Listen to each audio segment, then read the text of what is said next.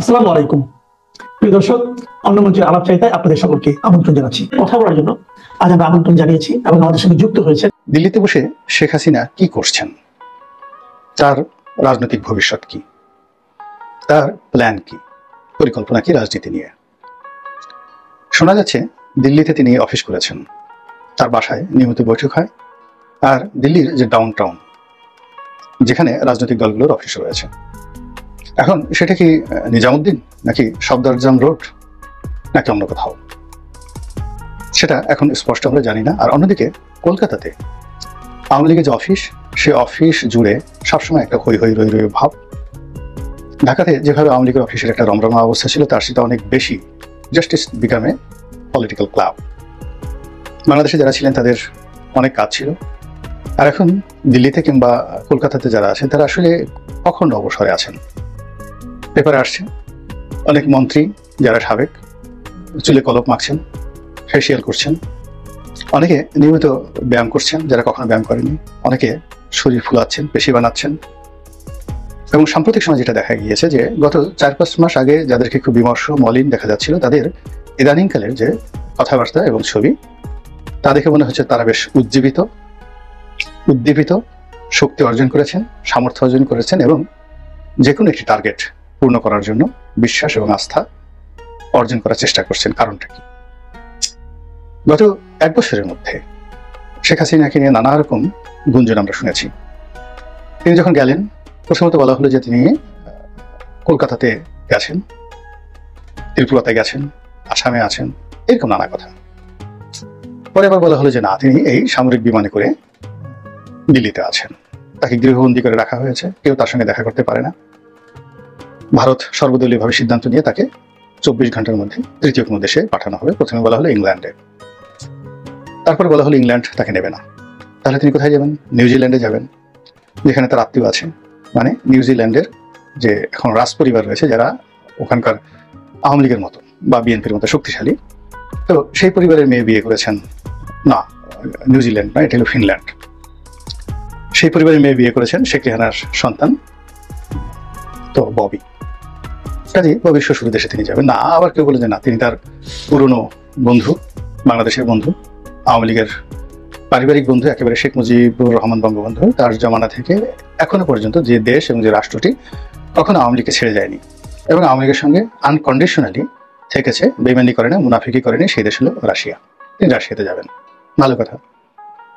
আবার কেউ কেউ বললো যে না, রাশিয়াতে সরাসরি মিস্টার পুতিন তাকে না রেখে, বদনাম হতে পারে, না রেখে তারই তত্ত্বাবধানে তার যে অন্য যে রাষ্ট্রগুলো রয়েছে, রাজ্যগুলো রয়েছে, সেখানে তাকে রাখা হবে।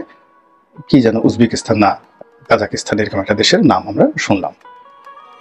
কিন্তু আলটিমেটলি আসলে কোথাও শেখ হাসিনার যাওয়া হলো না। ভারত তাকে ট্রাভেল পাস দিল, মানে অনেকটা পাসপোর্টের মতো। ভারতের সেই পাসপোর্ট নিয়ে তিনি সারা দুনিয়া ভ্রমণ করতে পারেন, ভারতই সবকিছু ব্যবস্থা করে দিবে। দ্বিতীয়ত, ভারত তাকে ডিপ্লোম্যাট মর্যাদায়, কূটনৈতিক মর্যাদায় এবং যে কোনো একটা দেশের রাষ্ট্রপ্রধান বা সরকার প্রধানের মর্যাদায় তাকে রাষ্ট্রীয় প্রোটোকল দেওয়া শুরু করলো। এরকম খবর যখন এলো, তখন অনেকের মাথায় বাস পড়লো যে এটা কি ধরনের কথা।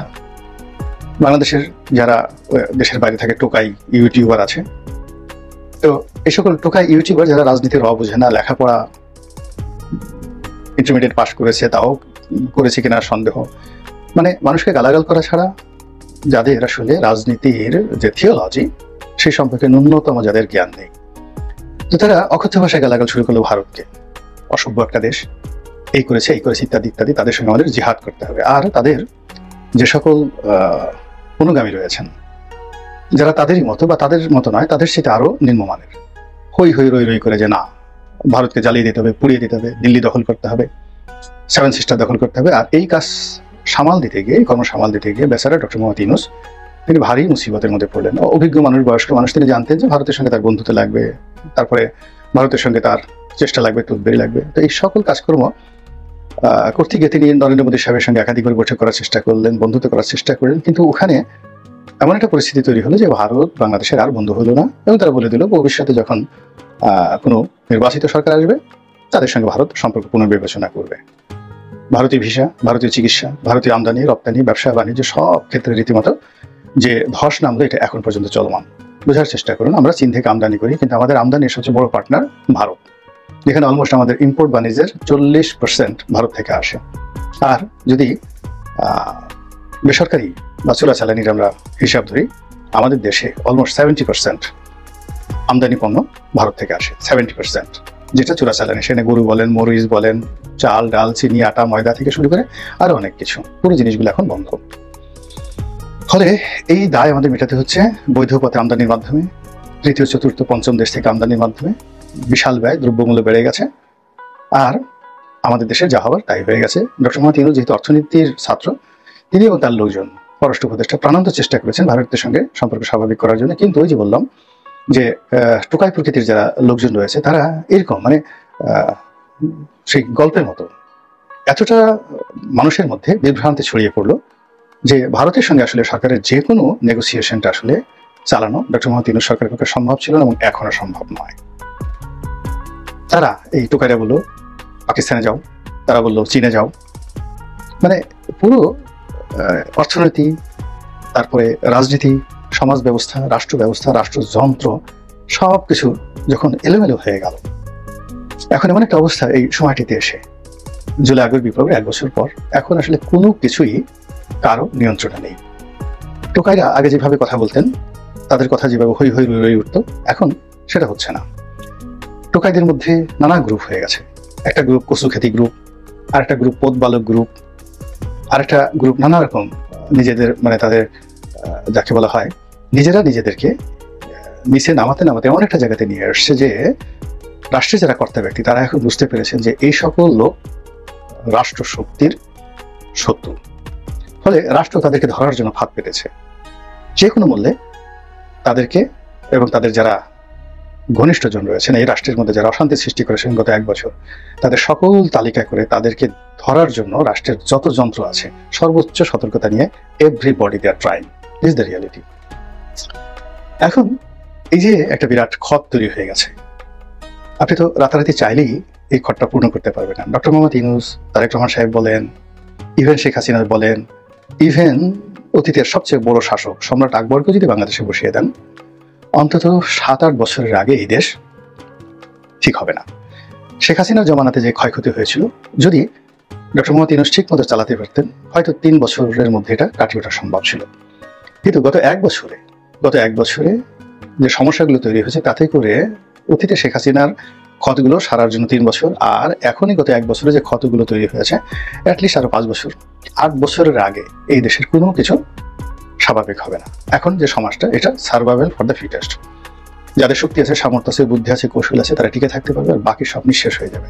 চলে যেতে হবে, মরে যেতে হবে, অপদস্থ হতে হবে, ক্ষুধার্ত হতে হবে, এরকম অবস্থা। এই যে বাস্তবতা, এই বাস্তবতাটা বর্তমানে যারা রাষ্ট্রযন্ত্রে আছেন তারা হাড়ে হাড়ে টের পাচ্ছেন। ফলে আপনি দেখুন সব জায়গাতে একটা খামোশি ভাব, কেউ কথা বলছে না, চুপ হয়ে আছে। ক্যান্টনমেন্ট কথা বলছে না, বঙ্গভবন, গণভবন কেউ কথা বলছে না।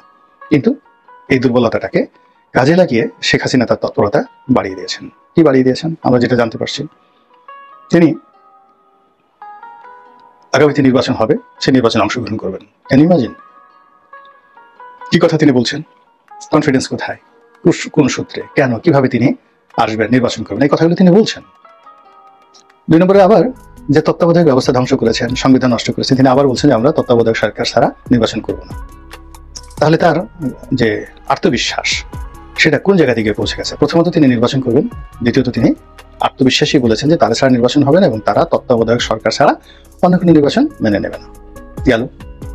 যারা লোকজন আছেন তারা বলার চেষ্টা করছে তিনি এখনো বৈধ প্রধানমন্ত্রী, রেস্টে আছেন, বেড়াতে গেছেন, এক্সাইলে আছেন। তিনি বাংলাদেশে ফিরবেন এবং তার সেই সাবেক যে অবস্থা, সংসদ চালু হবে, আবার সেই দিন যাকে বলে সানাই নহবত বসতে থাকবে, এবং তিনি শক্ত হাতে ক্ষমতা চালাতে থাকবেন। আর তার এই কথা শুনে তার আমলে যারা নির্বাসিত হয়েছে, নির্যাতিত হয়েছে, তাদের সে যে কি কম্পন, এটা বলার মতো নয়। যতবারই শেখ হাসিনার কণ্ঠ তারা শুনছে, ততবারই যাকে বলা হয় তাদের মধ্যে কম্পন তৈরি হয়েছে। ঘটনাটা এরকম যে ধরুন আপনি যদি কখনো সাপের কামড় খান এবং প্রাণে বেঁচে যান, সাপের ফোঁস-ফোঁস শব্দ শুনলে আপনি সেন্সারলেস হয়ে পড়বেন। আপনি যদি বাঘের যাকে বলে থাবা আপনার শরীরের উপর পড়ে, তারপর আপনি যদি কখনো বাঘের গন্ধ শুকেন, মুহূর্তের মধ্যে আপনি সেন্সলেস হয়ে পড়বেন। শেখ হাসিনা যাদের উপর জুলুম করেছেন, অত্যাচার করেছেন, এই জুলুম অত্যাচার বাঘের থাবা এর চাইতে মানে যাকে বলা হয় নির্মম নিষ্ঠুর ছিল। ওই যে সুরেন্দ্র সেনগুপ্ত বলে গেছেন, বাঘে ধরলে বাঘ ছেড়ে দেয় অনেক সময়। আপনি যদি বাঘের সামনে খুব অভিনয় করতে পারেন যে আপনি মরে গেছেন, নিঃশ্বাস প্রশ্বাস বন্ধ করেছেন, বাঘ মরা মানুষের সাথে যুদ্ধ করে না, তো বাঘ আপনাকে ছেড়ে চলে যাবে। কিন্তু শেখ হাসিনা আপনাকে খোঁচাবে, আপনি আসলে মরেছেন কিনা দেখবে, এবং শতভাগ নিশ্চিত হওয়ার পর এরপর আপনার মৃত যে লাশ, সেই লাশের সঙ্গে সে কি করবে এটা সে সিদ্ধান্ত নেবে, কিন্তু আপনাকে ছাড়বে না। তার 15 বছরের শাসন এমনই মনে হয়েছে। আর এই 15 বছরের শাসনের আগে তিনি আরো 5 বছর শাসন করেছেন। সব মিলিয়ে 20 বছর তিনি রাষ্ট্র চালিয়েছেন। কেন মাঝে 20 বছর, সম্রাট শাহজাহানও 20 বছর দিল্লি সিংহাসন চালিয়েছেন, জাহাঙ্গীরও 22 বছরের মতো সিংহাসন চালিয়েছেন। আর এর বাইরে তিনি দল চালিয়েছেন 1981 সন থেকে কন্টিনিউয়াসলি। আওয়ামী লীগের মতো একটা বড় দল চালানো, একটা রাষ্ট্র চালানোর চাইতে অনেক বড়। মালদ্বীপের মতো একটা ছোট রাষ্ট্রে কয়জন জনগণ? আওয়ামী লীগের ভোটার সংখ্যা যদি 18 কোটি মানুষ যদি ধরেন, তার 35% যদি আওয়ামী লীগের ভোটার হয়, তারপর তার যারা সহযোগী রয়েছে তাদের যদি আরো 15% হয়, তাহলে 50% জনগণ যারা শেখ হাসিনার কথায় অতীতের মধ্যে এখনো নড়াচড়া করছে, তাহলে 9 কোটি মানুষ। এই 9 কোটি মানুষকে তিনি রাষ্ট্র ক্ষমতায় থেকেও ডান্ডা মেরেছেন, প্রভাবাধীন রেখেছেন, নিয়ন্ত্রণ রেখেছেন, আর এখনো রাখছেন। এবং তারা যত কিছু হোক না কেন, তারা অন্ধের মতো শেখ হাসিনা জয় বাংলা, জয় বঙ্গবন্ধু, এবং তাদের একটা অংশ মনে করে শেখ হাসিনা আবার ফিরে আসবে এবং সাবেক সেই জায়গাতে যা হোক। এনিওয়ে, তো এরকম যখন একটা অবস্থা চলছে আমাদের দেশে, যখন একেবারে সমস্যায় আমরা জর্জরিত, বিশ্বাস আস্থা নির্ভরতা কোথাও নেই, ঠিক সেই সময়টাতে হঠাৎ করে শেখ হাসিনার তৎপরতা বেড়ে গেছে। তিনি অফিস খুলে বসেছেন, যেটা শোনা যাচ্ছে দিল্লি থেকে নিয়মিত লোক তার বাসায় যাচ্ছেন। তারপর কলকাতাতে যারা আছেন তারা অনেকে দিল্লিতে বাসা ভাড়া করছেন টেম্পোরারি। কলকাতা থেকে দিল্লিতে গিয়ে তারা সিরিজ বৈঠক করছেন সকাল থেকে রাত পর্যন্ত। জয়ের বন্ধু হিসেবে পরিচিত মোহাম্মদ আরাফাত, তো মোহাম্মদ আরাফাত একটা সাক্ষাৎকার দেখলাম যে কোথায় দিয়েছেন, যেটা ভাইরাল হয়ে গেছে। তিনি বলছেন সকাল থেকে রাত পর্যন্ত এত পরিশ্রম করতে হচ্ছে, কাজ করতে হচ্ছে, যে কোথা থেকে যে সময় চলে যায়, কখন দিন হয় কখন রাত হয় টের পায় না। অন্যান্য যারা আওয়ামী লীগের নেতৃবৃন্দ রয়েছেন, বিশেষ করে আওয়ামী লীগের যারা ব্রেইন হিসেবে কাজ করেছে, সাংগঠনিক ব্রেইন, যেমন ধরেন লিয়াকত শিকদার, ছাত্রলীগের লিয়াকত শিকদার, তারপরে যেমন ধরেন খালিদ মাহমুদ চৌধুরী মন্ত্রী ছিলেন, তারপরে শেখর প্রধানমন্ত্রীর এপিও ছিলেন, এমপি ছিলেন, তারপর সেলিম মাহমুদ, ডক্টর সেলিম মাহমুদ, এরপর স্বরাষ্ট্রমন্ত্রী আসাদুজ্জামান কামাল, এরকম অসংখ্য মহিবুল হাসান চৌধুরী, এমনকি ওই যে জাভেদ, লন্ডনে যিনি আছেন জাভেদ, সমর রেজাউল করিম, এই মানুষগুলো প্রতিটা মুহূর্ত বলতে গেলে দলের জন্য সারাক্ষণ তারা কিভাবে প্ল্যান করবে, কিভাবে কি করবে, এই কাজে প্রত্যেকটা মানুষ নিজেরা সিরিজ বৈঠক করছে। তার সঙ্গে সঙ্গে শেখ হাসিনার সঙ্গে সিরিজ বৈঠক করছে, যেটা এই 3 মাস আগেও আমরা এই ঘটনাগুলো শুনতে পারিনি। হঠাৎ করে এরকম হলো কেন? এবং ইন্টারনেটে আপনি দেখবেন যে এই যে মানুষগুলোর নাম শুনলাম, এদের অনেকেই ইদানিং বেশ কথাবার্তা বলছে। আপনি নিঝুম মজুমদারের কথা চিন্তা করেন, তারপরে অমির রহমান পিয়ালের কথা চিন্তা করেন, অমির রহমান পিয়াল, তারপরে আরিফ জেপতিকের কথা চিন্তা করেন, নবনীতা চৌধুরীর কথা চিন্তা করেন, শারমিন চৌধুরী, সুলতানা রহমান, এই নামগুলো তো আপনারা জানেন সবাই। আজ থেকে 6 মাস আগে দেখুন তাদের যে পেজগুলো চলতো, তাদের যে ভিডিওগুলো চলতো, তাদের যে কথাবার্তা ছিল, সেখানে হতাশার সুর ছিল, নানা রকম ব্যঙ্গ ছিল, বিদ্রুপ ছিল, কিন্তু সবাই কিভাবে যেন একটা ঝাঁকি দিয়ে উঠেছেন। সবার মধ্যে কি যে ধরনের যেন একটা উদ্দীপনা চলে এসেছে, সবাই প্রচন্ড ব্যস্ত হয়ে পড়েছেন। আর তার সঙ্গে সঙ্গে শেখ হাসিনার এই তৎপরতা কি হতে পারে? শেখ হাসিনা এই দেশের 12টা বাজিয়ে গেছে, আর ডক্টর মোহাম্মদ ইউনূস ইতিমধ্যে গত 1 বছর 24 বাজিয়ে দিয়েছে, দ্বিগুণ কর্ম করেছে। তাহলে বোঝার চেষ্টা করুন যে শেখ হাসিনা যদি 15 বছরে 12টা বাজায়, যোগ একটা সাধারণ ঐকিক অঙ্ক করেন, 15 বছরে 12টা বাজিয়েছে, 1 বছরে ডক্টর ইউনূস বাজিয়েছেন 24টা। তাহলে ডক্টর মোহাম্মদ ইউনূস যদি 15 বছর সময় পান, তাহলে বাংলাদেশের কয়টা বাজবে একটু আন্দাজ করতে থাকেন। এবং এরকম একটা গুরুতর অভিযোগ, জানাতন লোক নয়, মির্জা আব্বাসের মতো সিনিয়র শীর্ষ নেতা এই বক্তব্য দিচ্ছেন। আপনারা সবাই জানেন যে বিএনপির রাজনীতিতে যে সকল শীর্ষ নেতৃবৃন্দ রয়েছেন, যেমন মির্জা ফখরুল ইসলাম আলমগীর, মির্জা আব্বাস, তারপরে জনাব সালাউদ্দিন সাহেব, এরপরে আমির খসরু মাহমুদ চৌধুরী, এই মানুষগুলো যারা শীর্ষ পর্যায়ে রয়েছেন, আরো কয়েকজন, কিন্তু এদের নামে বারবার আসছেন। তো তাদের ব্যক্তিগত জীবন, রাজনৈতিক জীবন, বিএনপি বিরোধী যারা শক্তি রয়েছেন তারা তছনছ করে দিচ্ছেন। সরকার যারা চালাচ্ছেন তারা এই সবাইকে টার্গেট করেছেন। আবার সরকারের সঙ্গে আছেন যারা সাহায্যকারী, সরকারের দাবিদারও বলতে পারেন, অথবা তাদেরকে ডিফ্যাক্টো সরকার বলতে পারেন, বিএনপি বিরোধী বলতে পারেন। এইরকম পক্ষগুলো যারা সরকারের সঙ্গে সম্পৃক্ত, সেখানে এনসিপি বলেন, জামাত বলেন, অন্যান্য ছোট ছোট যে সকল দল রয়েছেন যারা তলে তলে সরকারের সঙ্গে আছেন, তারা চান যে ডক্টর মোহাম্মদ ইউনূস 1000 বছর বাংলাদেশে থাকুন, তিনি প্রতি বছর বাংলাদেশে একটা করে নোবেল পুরস্কার নিয়ে আসুন। তারা চাচ্ছেন যে তিনি প্রতি মাসে বিদেশে যান এবং প্রতি মাসে বিদেশে গিয়ে 2-3টি ডক্টরেট ডিগ্রি বাংলাদেশে নিয়ে আসেন। তো এইরকম যারা ডক্টর মোহাম্মদ ইউনূসের কল্যাণ কামনা করছেন, তার দীর্ঘায়ু কামনা করছেন, তার সফলতা কামনা করছেন, তাদের 2 চক্ষের শুল হলো 1 নম্বরে তারেক রহমান। তারা তারেক রহমানকে দেখলেই তাদের ঘুম হারাম হয়ে যায়। আমি অনেক বিএনপি বিরোধী শক্তি তাদের এই কিছু ভিডিও শুনেছি, তাদের একান্ত আলাপ আলোচনা শুনেছি। তারা তারেক রহমান সাহেবের নামও শুনতে পারেন না, তার চেহারাও দেখতে পারেন না। যদি সামাজিক মাধ্যমে তারেক রহমান সাহেবের কোনো বক্তব্য তারা শুনেন, কোনো কথা শুনেন, তাহলে তারা রীতিমতো অস্থির হয়ে যান, পাগল হয়ে যান, অ্যালার্জি এসে যায় শরীরে। এবং অনেকে বলেন যে আমাকে মেডিটেশন করতে হয়। এতটা বিরক্তি লাগে যে তার কথা শুনে, তার চেহারা দেখলে আমাকে মেডিটেশন করে, যোগ ব্যায়াম করে এই মন থেকে তারেক রহমানের কথা, বক্তব্য, চেহারা এগুলো আমাকে মুছে দেওয়ার জন্য কষ্ট করতে হয়। তো বোঝার চেষ্টা করেন যে এই কথাগুলো আমি বললাম যে আমি তথ্য প্রমাণ সহকারী কথাগুলো বলতে পারবো। এবং যারা এই সকল কথাবার্তা বলছেন তারা তাদের এই সামর্থ্য অনুযায়ী ইন্টারনেটে বিএনপির তারেক রহমান সাহেব সহ তাদের শীর্ষ যারা নেতৃবৃন্দ রয়েছেন তাদের 14 গোষ্ঠী উদ্ধার করে গোপনে, প্রকাশ্যে, ডাইরেক্টলি সরাসরি, ইনডাইরেক্টলি, পরোক্ষভাবে যেটাকে বলা হয় ক্যারেক্টার অ্যাসাসিনেশন, সেই ক্যারেক্টার অ্যাসাসিনেশন তারা শুরু করে দিয়েছেন। তো সেই দিক থেকে মির্জা আব্বাস, যেহেতু তিনি বিএনপির একজন ডিফ্যাক্টো ক্ষমতাধর ব্যক্তি, তার প্রতিও বিএনপি বিরোধী শক্তির আক্রমণ চরমে। তাকে অশ্লীল, অশ্রাব্য ভাষায় গালাগাল দেওয়া হচ্ছে।